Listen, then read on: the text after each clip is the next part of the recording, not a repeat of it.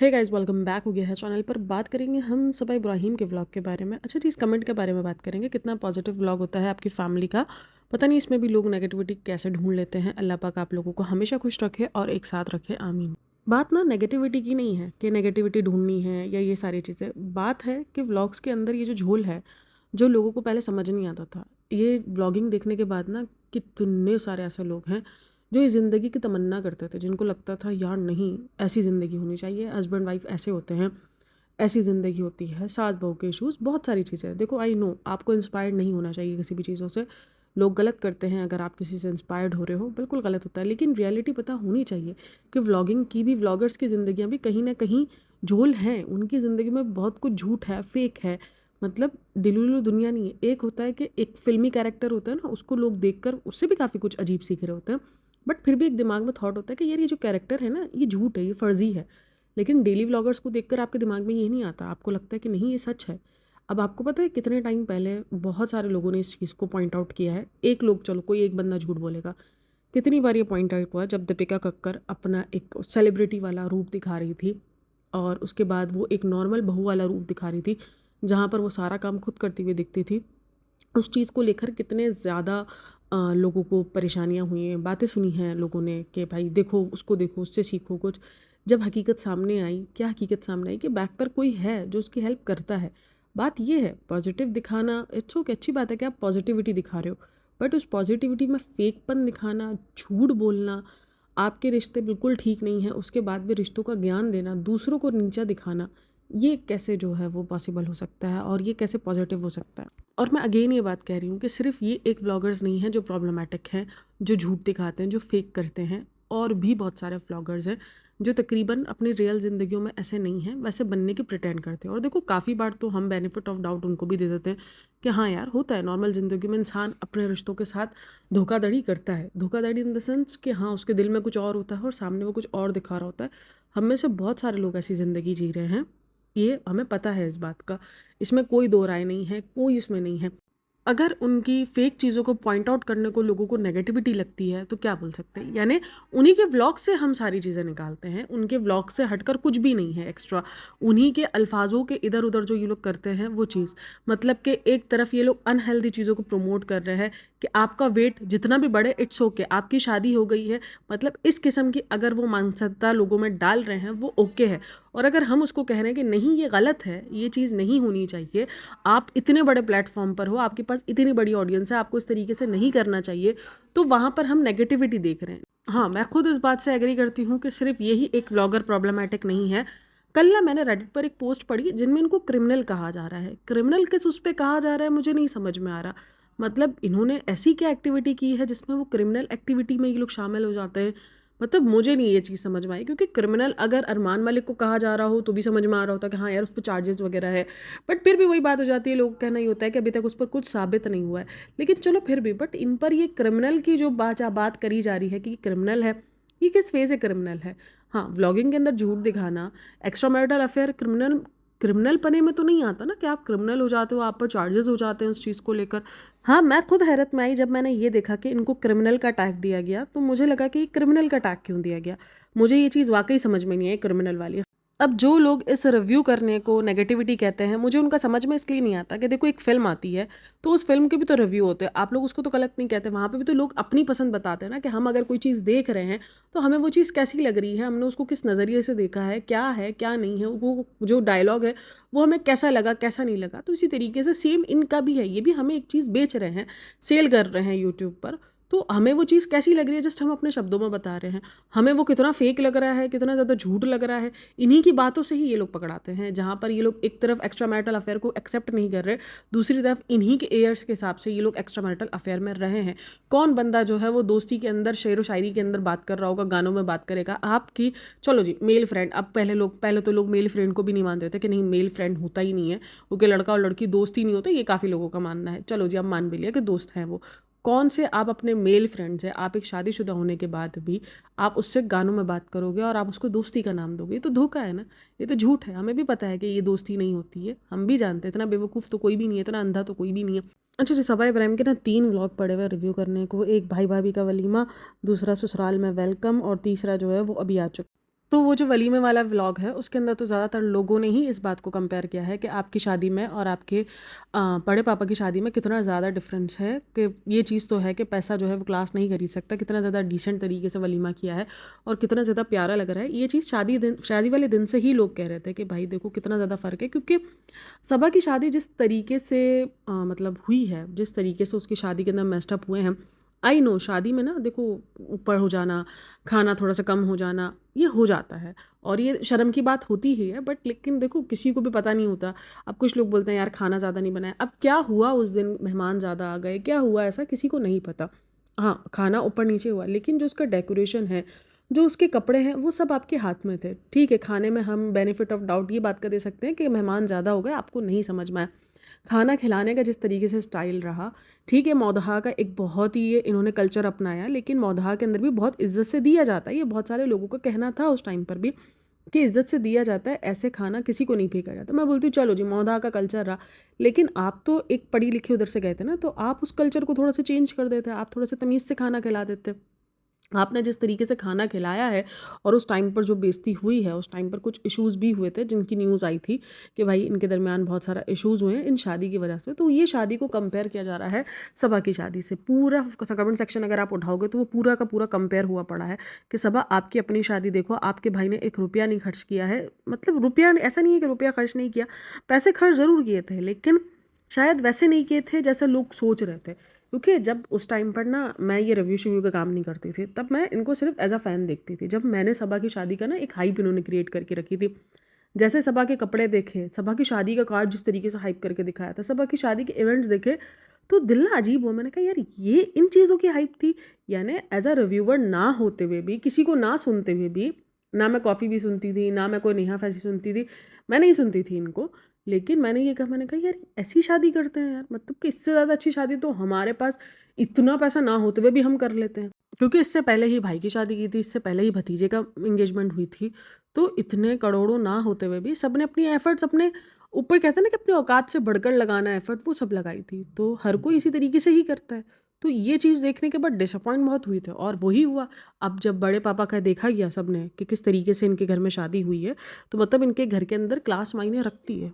और उसके बाद उस व्लॉग में एक कमेंट जो बहुत ज़्यादा हाईलाइट है कि सनी आपको जो है वो सीखना चाहिए शुएब इब्राहिम से कि किस तरीके से वो अपने माँ बाप को रखता है, किस तरीके से वो अपने माँ बाप के आगे पीछे रहता है। आपकी अम्मी की तबीयत ख़राब थी और आपने उनको पूछा भी नहीं है, आप अपने ससुराल वालों के साथ ही लगे पड़े थे। ना आपकी बीवी ने पूछा, ना आपने पूछा है। तो देखो यही सब कुछ तो ऑडियंस देख रही है। अब अगर ऑडियंस ये सारी चीज़ें देख रही है और अगर वो क्वेश्चन कर रही है कि यार ये कितना ज़्यादा गलत है, कि अब देखो ऑडियंस को दिखता है कि वो लोग ज़्यादातर जो है साल के 12 महीने में से वो तकरीबन 11 साढ़े 11 महीने अपने इन ससुराल वालों के साथ और अपने मैके के साथ गुजारते हैं। 15-20 दिन के लिए ये लोग मौदहा आते हैं, ठीक है। अब उस 15-20 दिन के मौदहा आए, उसमें भी ये अपनी अम्मी के घर ज़्यादातर होती है, बेटी खाला के घर, ये सब होता है।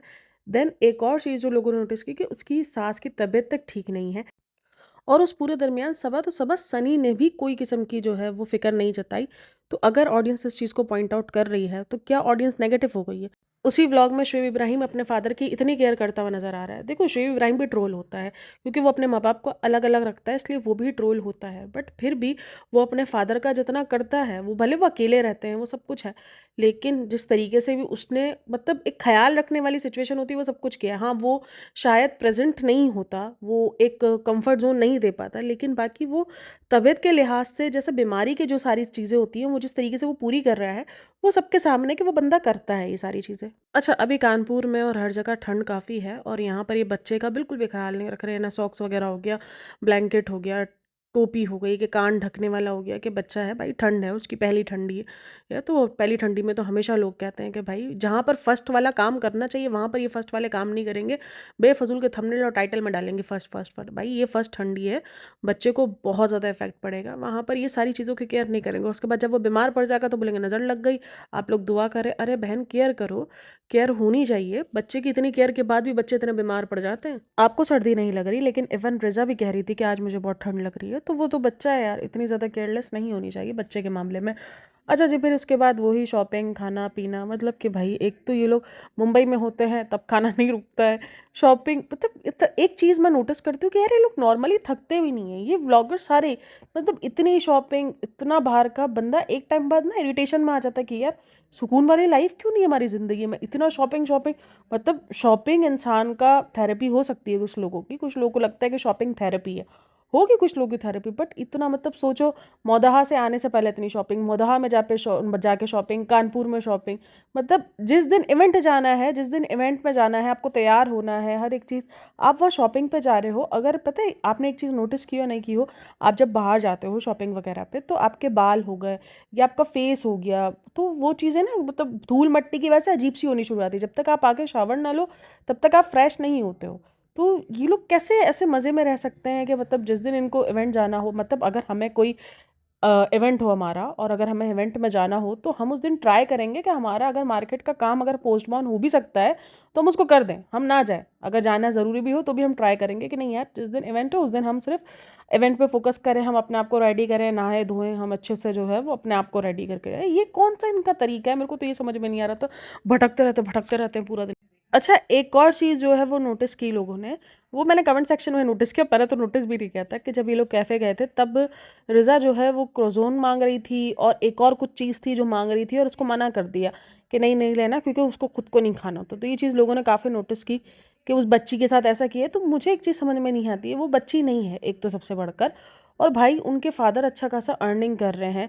अब ये खुद भी, इनके पास प्लेटफ़ॉर्म्स हैं, ये चाहे तो अर्निंग कर सकते हैं, ये चाहे तो अपने आप को सही कर सकते हैं। अगर इनको खुद ही मोहताज बन के रहने का शौक है, तो आप किसी को बेचारे की कितने ही टाइम बोल लोगे ना, कितना टाइम आप बोलोगे वो बेचारा बेचारा है? नहीं है वो बेचारा। और ख़ास करके आज के दौर में जब उसके पास इतना अच्छा फ़ेम है, उसके पास फ़ेस वैल्यू बनी हुई है। भाई ये फ़ेस वैल्यू बनाने के लिए लोगों को इतनी मेहनत करनी पड़ती है, उन लोगों से पूछो जिन्होंने ज़ीरो से स्टार्ट किया हो। आपकी 2 वीडियोज़ से आपने लाख जो है वो फ़ॉलोवर्स, वो भी इंस्टाग्राम पर यूँ हासिल किए। इंस्टाग्राम पर सबसे मुश्किल काम है फ़ॉलोवर्स हासिल करना। आपने 2 से 3 दिन के अंदर वो मार्का क्रॉस कर लिया, तो आपको और क्या चाहिए? आप चाहो तो अपनी इमेज बना सकती हो, अपने आप को आप खड़ा कर सकती हो। अच्छा, इधर मीठे का मना इसको किया और उसके बाद खुद ने लस्सी मीठी पी ली। जबकि उसको पता है कि वो लस्सी नहीं पिएगी, क्योंकि रज़ा जो है वो दही नहीं खाती है, तो इसलिए रज़ा ने लस्सी नहीं पी, क्योंकि वो लस्सी का भी नोटिस किया हुआ था लोगों ने कि रज़ा को लस्सी नहीं दी। रज़ा जो है वो दही के आइटम्स नहीं खाती है, तो ना, तो उधर उसको मना कर दिया कि नहीं मीठा बहुत ज़्यादा हो गया है, तो लस्सी के अंदर क्या नमक डला हुआ था? अच्छा, इन्होंने जो है ना वो होटल का शीशा तोड़ दिया, तो उस पर भी काफ़ी सारे कमेंट्स थे। लेकिन मैं एक बात बताऊँ, देखो ऐसी गलतियाँ तो हो जाती हैं, मतलब ऐसा हो जाता है कि कभी-कभार, हाँ ठीक है, ये लोग बहुत ज़्यादा अनऑर्गनाइज़्ड रहते हैं, मतलब ये अजीब-सी तरीके से बिहेव करते हैं, वो सब कुछ अलग है, लेकिन ऐसे गलतियाँ हो जाती हैं। और जब ये शादी में एंटर होते हैं ना, तब एक आदमी आता है, वो उनको जो है ना अपनी एक फैमिली से मेंबर से मिला रहा होता है कि ये इधर से आई है, आपकी फ़ैन है। तो उसके बाद वो फ़ौरन उधर से, मतलब एक नॉर्मली भी होता है ना कि ग्रीट करना, ग्रीट करके आप आगे बढ़ो, नहीं, बोलती पापा से मिलना। जैसे पापा तो जो है वो, मतलब क्या ही कहना है, पर जैसे ये बेचारी ससुराल में रहती हो सालों साल, महीनों महीनों, और पापा इसके पास महीनों बाद आए हो, सालों बाद आए हो, मतलब ये किस किस्म का बिहेवियर है? और फिर लोग जो है इनके पीछे पागल होते हैं। मुझे नहीं समझ में आता कि मतलब क्यों है पागल लोग?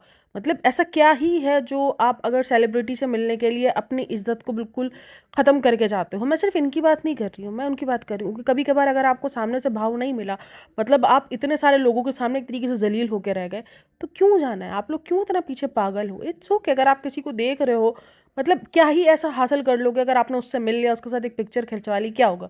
नॉर्मली पिक्चर खिंचवा ली, सबको फ्लॉन्ट कर दिया, उसके बाद आगे, मतलब क्या ही है? मेरे को ये क्रेज़ समझ में नहीं आता। मुझे ये ज़िंदगी में कभी समझ में नहीं आया कि इसके साथ तस्वीर खिंचवाना या उसके साथ तस्वीर खिंचवाना। हमारे इधर ना शूट हो रहा था परिज़ात जो ड्रामा था, उसका जो मेन कैरेक्टर था, जो नहीं, जिसने अपने आप को ब्लैक बनाया था, पता नहीं क्या नाम है उसका, नाम परिज़ात ही उसका नाम था, रियल नाम मैं भूल चुकी हूँ उस बंदे का।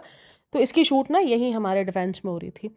तो वो डिफेंस में लिटरली जिस कैफ़े में मैं बैठी हुई थी ना, उस कैफ़े में वो बंदा सामने जो है शूट कर रहा था, उनकी शूटिंग चल रही थी। ठीक है, देखकर अच्छा लगा कि हाँ ठीक है, शूट हो रहा है, इट्स ओके, बहुत सारे लोग उससे पिक्चर्स वगैरह, बट मुझे इतनी सी, बोलते हैं ना, चाह होना कि मैं जाऊँ, मैं पिक्चर लूँ, मुझे इतनी सी भी चाह नहीं हुई, क्योंकि मुझे लगा यार मतलब कि ठीक है, देख लिया, कर लिया ना, मैंने उसको शूट किया, ना ही मैंने उससे पिक्चर खींची कि नहीं मुझे पिक्चर खींचनी है, ना, इट्स ओके, देख लिया, कर लिया, हमें देखने को मिल गया, अब काफ़ी, हमको हमको ये वाला पागलपन है ही नहीं हमारा। और उस टाइम पर परिज़ात का क्रेज़ चल रहा था, लोग पागल थे उस कैरेक्टर से मिलने के लिए। बट इट्स ओके यार, मुझे नहीं समझ में आता ये पागलपन। मैंने पहले भी बताया था कि मुझे सबसे ज़्यादा जो पसंद था वो शाहिद कपूर पसंद है, मतलब कि भाई मैं उस बंदे के लिए पागल थी एक तरीके से। बट अगर कल को कभी वो भी मेरे सामने आ जाएगा तो मैं ये पागलपन नहीं कर सकती कि मुझे एक तस्वीर खिंचवा दो। मुझे ये नहीं समझ में आता कि ये आपकी एक तरीके से सेल्फ रिस्पेक्ट को छोड़ के, क्योंकि आपको नहीं भी मिल सकती, जिस तरीके से धक्का मुक्की होती है, जिस तरीके से जो है वहाँ पर जलालत मिलती है, कभी उनके बॉडीगार्ड से तो कभी कुछ, तो ये जलालत काहे सहने का। ठीक है, आप फैन हो, मतलब एक तस्वीर हासिल करके क्या कर लोगे। और वो जिस तरीके से उनकी बच्चे बेचारी की बेइज्जती हुई, वो इतने प्यार से मिलने के लिए आए हैं और वो बिल्कुल जो है वो साइड में होके चली गई। वो चीज़ बड़ा अजीब फील हुआ। अच्छा, रिज़ा के लुक जो है वो काफ़ी प्यारा लग रहा था, ये वाला वलीमा वाला भी। और उसी दरमियान रिज़ा का जो है वो नेल उखड़ गया। नज़र मार दी बहन तुमने उसके नेल्स पर? तो बोलती है मैं इसीलिए मना करती हूँ कि जो ना, वो सबको मना करती हूँ नेल्स नहीं बढ़ाने चाहिए बहन। जो चीज़ सबसे ज़्यादा ख़तरनाक है वो आपका वेट है फ़िलहाल। जिसको बढ़ाने में आपको मसला होना चाहिए, उसमें तो आपको मसला नहीं है। उस बेचारी के नेल्स, मतलब हर एक चीज़ में अपनी दादागिरी मुझे नहीं समझ में आती। अगर आप पैसा खर्च कर रहे हो या एक्स वाई जेड, एक लड़की जब 19-20 साल की हो चुकी है तो वो अपनी मर्ज़ी की ज़िंदगी जी सकती है। ऐसा नहीं है कि वो नहीं जी सकती। आपने भी तो जी ना अपनी मर्ज़ी की ज़िंदगी, आपको भी जैसा फ़ैशन करना था आपने किया क्या। अच्छा, ये खाने वाले सीन को लेकर जिस तरीके से पापा खातिरदारी कर रहे थे, उन सारे सीन्स को लेने के बाद ना, एक चीज़ जो कमेंट के अंदर बहुत ज़्यादा है कि पैसा हो तो इंसान के पास सब कुछ हो सकता है। तो बिल्कुल कहीं न कहीं ये रियलिटी है आजकल के ज़माने में कि आपके पास पैसा है, आपकी रुपए भर के ज़माने में इज़्ज़त ना हो, लेकिन फिर भी लोग आपको इज़्ज़त देंगे। मतलब ये चीज़ काफ़ी लोग बोलते हैं नहीं पैसा होने से नहीं होता। यार ऐसा मैंने बहुत कम देखा कि पैसा होने के बाद भी इंसान ज़लील हो रहा हो। बैक पर ज़लील हो रहा हो वो एक अलग बात है, बैक पर तो हर कोई हो रहा होता है। बट सामने आपको हर वो इंसान इज़्ज़त देगा जो आपकी इज़्ज़त नहीं करता। लिटरली अब ये बड़े पापा और बड़ी अम्मी को देखने के बाद तो मुझे ये चीज़ सही लगती है कि भाई आपके पास पैसा हो तो कुछ भी हो सकता है। और ये चीज़ देखी है जिस तरीके से वो खातिरदारी कर रहे हैं कि भूख लग रही है खाना खा लिया। वरना इवन ऐसे इवेंट्स में पता है क्या होता है कि आप अगर घर वाले हो ना, तो आप एंड तक वेट करते हो। हमारे इधर ये होता है कि पहले मेहमानों को खिलाकर देन उसके बाद घर वालों का फिर अलग से टेबल लगता है और फिर वो सब बैठ के खाते हैं। समझो वो बचा कुचा जो होता है वही खाने को मिलता है। कभी कभार तो ऐसा होता है कि यार कभी कुछ कम पड़ गया, कोई एक आधी डिश कम पड़ गई तो आपको वो मिलती भी नहीं है या कम मिलती है। लेकिन सबसे पहले ये होता है कि आपके जो गेस्ट आए हुए होते हैं आप पहले उनको खाना खिलाते हो। इवन जो घर वाले, हम ये सब ना घर वाले काउंट होते हैं। जैसे मतलब इनका जो रिश्ता लगता है वो सेम रिश्ता मैंने निभाया है अपने घर में। क्योंकि मेरा जेठ की जो है अभी रिसेंट मैंने आपको बताया कि मेरे भतीजे की शादी वगैरह थी, तो उन सब में यही था कि हम सब ने वेट किया था खाने का कि नहीं यार अभी तो हमारे घर का फंक्शन है, हम ऐसे कैसे खाने बैठ सकते हैं। तो हर कोई वेट करता है, लेकिन देखो ये खाने के लिए बैठ गए जो कि एक नॉर्मली बिठाया। हालांकि उसको ये चीज़ पता है कि ये चीज़ पॉइंट आउट होगी, तो उसने बोला कि नहीं सबको भूख लग रही थी इसलिए हम खाने के लिए बैठ गए। और देख लो कि ये चीज़ें काउंट होती हैं, ऐसे खाने के लिए नहीं बैठा जाता। घर वाले वेट करते, देखो उसकी फूफी की बेटियाँ वगैरह सब वेट कर रही थी, वो खड़ी हुई थी। तो ये सब एक वेटिंग होता है कि जो आपके खानदान वाले होते हैं ना, मामू मामी भांजे, ये सारे लोग वेट कर रहे होते हैं। चलो जिसको दूर जाना हो, जब जाना हो कहीं जैसे दूर वाले हों या कोई बीमार है तो वो समझ में आता है कि हाँ बैठ गए उन्होंने खाना खा लिया। लेकिन वरना ज़्यादातर लोग जो है वो वेट करते हैं, फिर वो पूरा टेबल लगता है और सब फिर घर वाले एक साथ बैठ के खाते हैं। अच्छा, फिर ना मैंने एक चीज़ नोटिस की है एक दो व्लॉग से कि इसको पता है कि ये अपनी ननद को लेकर बहुत रोल होती है कि इसकी ननद से नहीं बनती, उसके ससुराल वालों से नहीं बनती। लेकिन वो दूसरे जो रिश्ते हैं जो उसके ननद नहीं भी है, लेकिन वो उसको ननद ननद करके जो है वो निकलती है उनसे बातें करने के लिए, उनके साथ बहुत नॉर्मली बिहेव करती है। तो क्या ये जान के कर रही होती है? मतलब कि उसके उसके ससुराल वालों से बनती है, बट फिर वो उस तरीके से मैके को लेकर क्यों बैठी होती है? क्या ये जान के करती है वाकई? क्योंकि मुझे कभी कभी लगता है कि ये सब जान के कर रही होती है। इसको पता है कि व्लॉग्स में अपलोड करेगी, इसको लोग ट्रोल करेंगे, इस बात पर क्रिटिसिज्म इसको मिलेगा झेलने को।